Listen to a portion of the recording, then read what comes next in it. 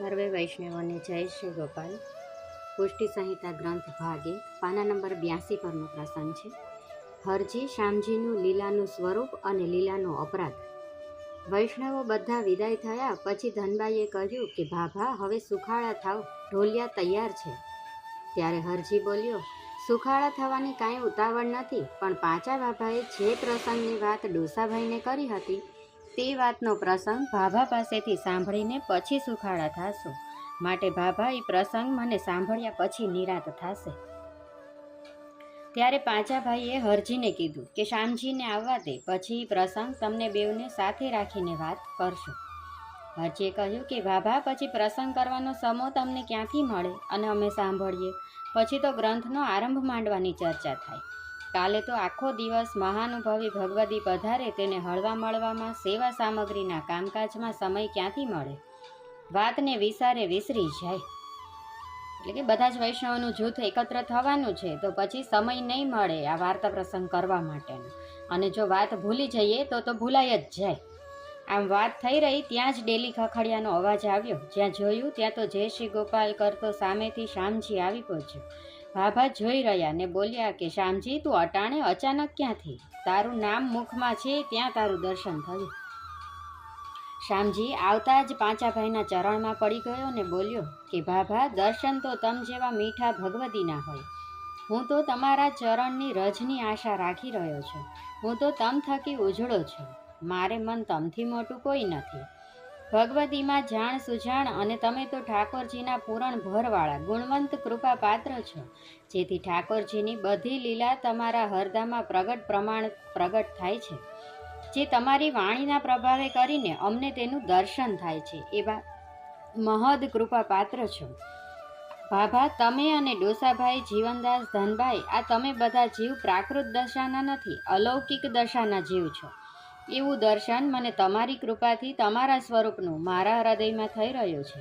કેમ હરજી, મારી વાત કેમ છે? આમાં કાંઈ ન્યૂન્ય હોય તો કે, એટલે કે આમાં કોઈ કચાશ રહેતી હોય તો મને જણાવ. હરજી કહે છે, શામજી, તે જે કહ્યું બધું મારી જાણમાં આવ્યું છે, અને ડોસાભાઈએ કાંઈક ચોખ પાડ્યો છે તે પ્રસંગ મેં ભાભાને પૂછ્યો છે.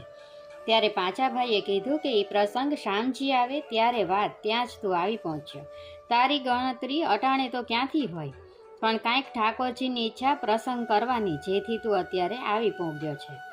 ભાભા, તો કાલ ઉપર વાત કરશું એમ કહીને તારું નામ આપ્યું, પણ મેં ના પાડી કે કાલે પછી સમો ન રહે. પણ ભાભાને તારો આગ્રહ ખરો, પણ તું અટાણે કેમ પૂગ્યો એ ખબર ન પડી. શામજી કહે છે, જો હરજી, જે કાર્ય હતું તે વહેલું પતી ગયું, અને આપણા ગામના ગાડા 2 માલ લઈને આવવાના હતા, જેથી મેં તેને સાદ કરવા કહ્યું અને તેની સાથે ગાડામાં આવી પૂગ્યો કે ભલે અધરાત થાય, પણ ભાભા એમ કંઈ સુખાળા ન થયા હોય અને તું આવ્યો છો તેની જાણ તો મને હતી જ, જેથી જીવ ઘણો વ્યાકુળ હતો. જે ધાર્યું કામ અને ધારેલા ઠામે પહોંચી ગયો. લે, હવે શું પ્રસંગ છે તે ભાભા પાસેથી સાંભળીએ. ભલે હવે તો ભાભા પ્રસંગ કરે જ ને. શામજીએ ભાભાને દીન વચને કહ્યું કે ભાભા, અમારા અધિકારનો વાત પ્રસંગ હોય તો અમને સઘળો કહો.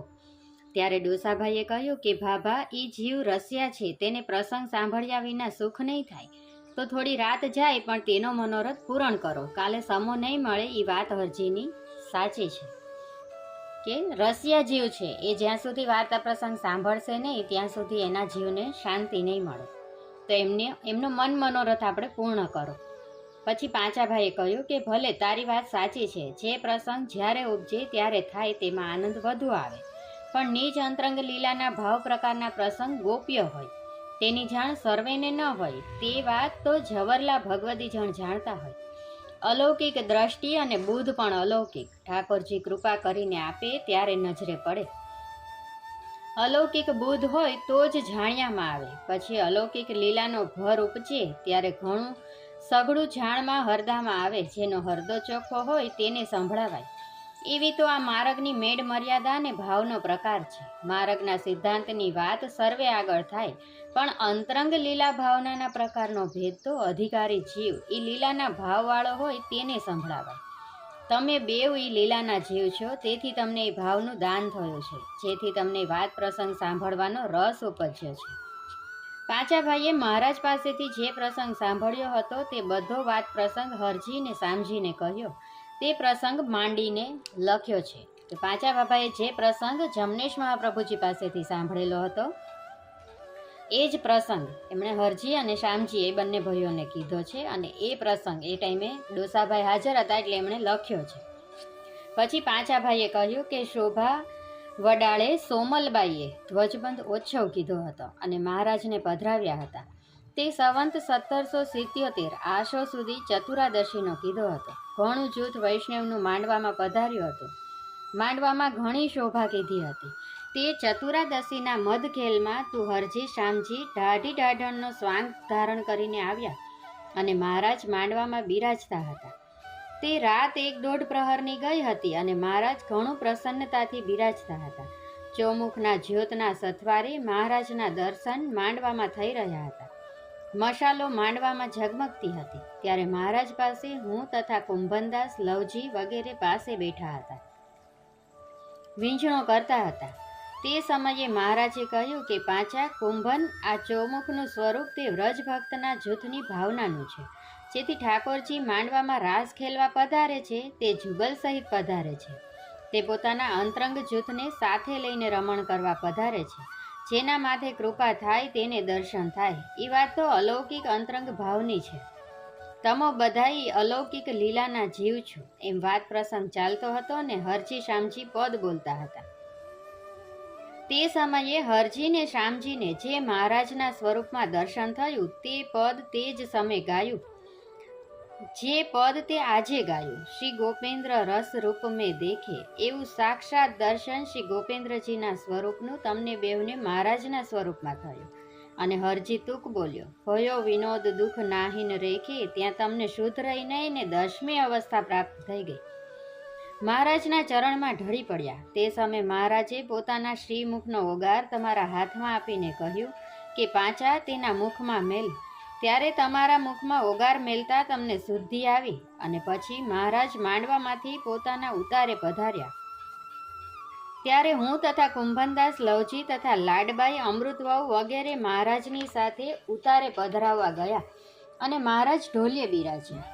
અને મેં એટલે કે પાંચા ભાઈએ મહારાજના ચરણ સ્પર્શ કરીને વિનંતી કીધી કે જે મહારાજ આ બેવ જીવ તે કઈ દશાના છે તે આપે આટલી મહિન્દ કૃપા કીધી. ત્યારે મહારાજે સર્વ પ્રસંગ અમને કહ્યો તે અમે બધાએ સાંભળ્યો તે હું તમને કહું છું.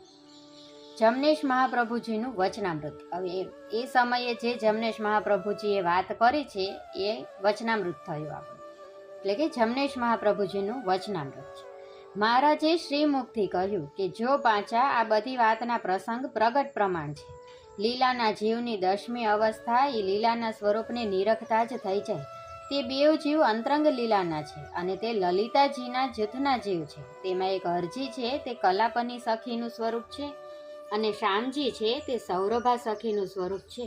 તે 16 ધામમાં લલિતાજીની સાથે નિત્ય ઠાકોરજીને નૃત્ય ગુણગાન કરીને રીઝવતા હતા. એક સમાને વિશે શ્રી ઠાકોરજી એવા રસાત્મિક પૂર્ણ પુરુષોત્તમ શ્રી યમુનાજીની નિકુંજ ભવનમાંથી સર્વ ભોગ સામગ્રી આરોગીને સૌરભ કુંજમાં નિત્ય વિશ્રામ લેવા પધારે. ત્યાં નિત્ય લલિતાજી આ બંને સખીને લઈને ત્યાં પધારે અને યમુનાજી તથા ઠાકોરજી સન્મુખ નૃત્ય ગુણગાન કરીને નિત્ય રીઝવે. તે નિત્યનો ક્રમ હતો. શ્રી યમુનાજી બીન બજાવે અને લલિતાજી મૃદંગ બજાવે અને આ બંને સખી નૃત્ય કલાને ગુણગાન ઠાકોરજી સન્મુખ કરે.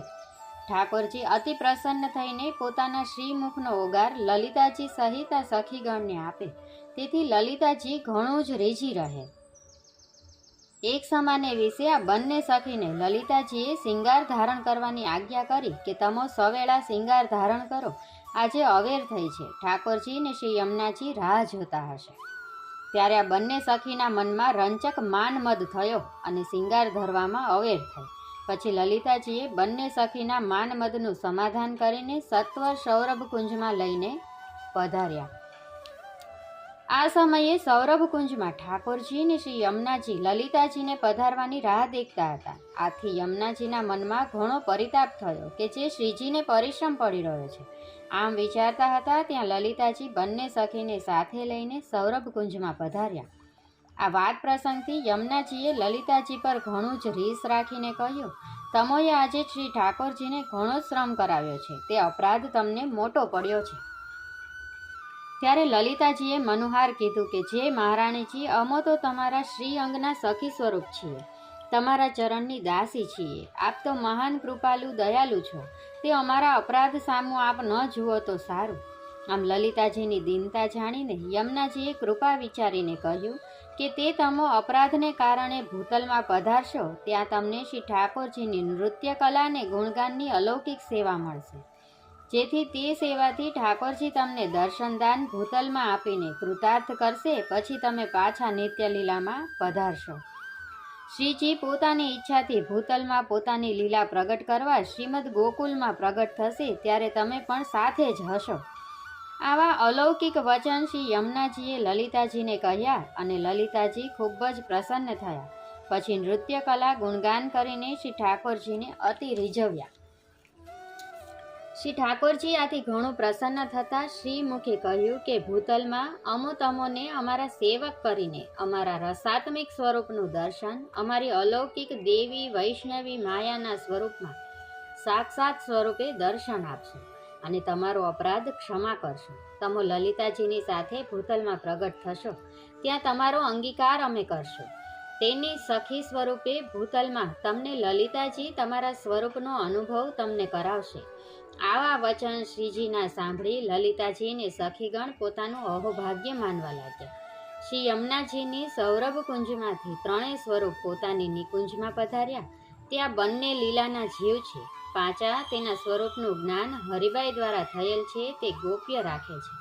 તે વાતનો પ્રસંગ હરજીને શ્યામજી જાણે છે, તેને તેનો અનુભવ છે. આવા ઘણા અલૌકિક અનુભવના પ્રસંગ લીલાના જીવના ભૂતલમાં ગોપ્ય છે, તે અનુભવી વિના જાણ્યામાં આવે નહીં. તે બધું બિહારીદાસને પૂછશો તો વધુ જાણવામાં આવશે. આમ પ્રસંગ કરીને મહારાજ સુખાડા થયા. લે હરજી, હવે તને સંતોષ થયો? આ તો સંક્ષેપમાં તને કહ્યું. આ વાર્તા પ્રસંગ અહીંયા પૂર્ણ થાય છે.